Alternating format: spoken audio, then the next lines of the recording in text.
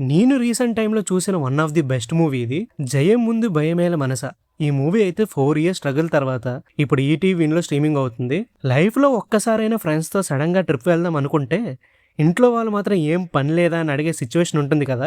Exactly ఆ relatable point నుంచి start అయ్యే feel good road trip drama movie ఇది. ముగ్గురు ఫ్రెండ్స్ కలిసి 800 కిలోమీటర్స్ బైసైకిల్ జర్నీ చేయాలని డిసైడ్ అవుతారు. ఆ డిసైడ్ అవ్వడం కారణం ఏంటి? ఆ మధ్యలో జనరేట్ అయ్యే కామెడీ సీన్స్ అయితే చాలా బావుంటాయి.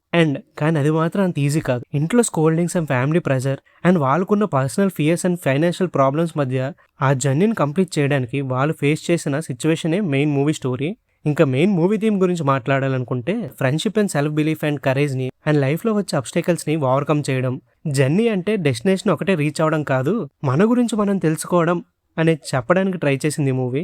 పర్ఫార్మెన్స్ గురించి చెప్పాలంటే లీడ్ యాక్టర్స్ చాలా న్యాచురల్ గా పర్ఫామ్ చేశారు. ఫ్రెండ్స్ మధ్య ఉన్న కెమిస్ట్రీ మూవీకి బిగ్గెస్ట్ స్ట్రెంత్ అనే చెప్తా. ఎక్స్పెషల్ గా వాళ్ళ మధ్య జరిగే casual conversations and teasing scenes అయితే మన ఫ్రెండ్స్ గ్యాంగ్ ని గుర్చేస్తే, ఎమోషనల్ సీన్స్ కూడా మరీ ఓవర్ యాక్టింగ్ లేకుండా రియలిస్టిక్ గా హ్యాండిల్ చేశారు. And main thing movie comedy biggest plus point అని చెప్తా.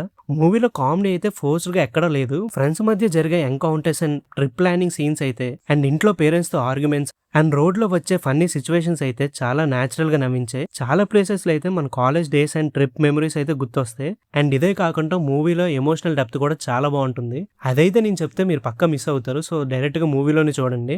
ఇంకా డైరెక్షన్ అండ్ టేకింగ్ గురించి చెప్పాలంటే చాలా సింపుల్ గా తీశారు. అన్నెసెసరీ డ్రామా లేకుండా కంప్లీట్ జర్నీ మీద ఫోకస్ పెట్టడం వల్ల ఈ మూవీ అయితే నాకు చాలా బాగా నచ్చింది. ఇంక సాంగ్స్ అండ్ బీజిఎమ్స్ అయితే మూవీకి పర్ఫెక్ట్ గా సూట్ అయ్యాయి.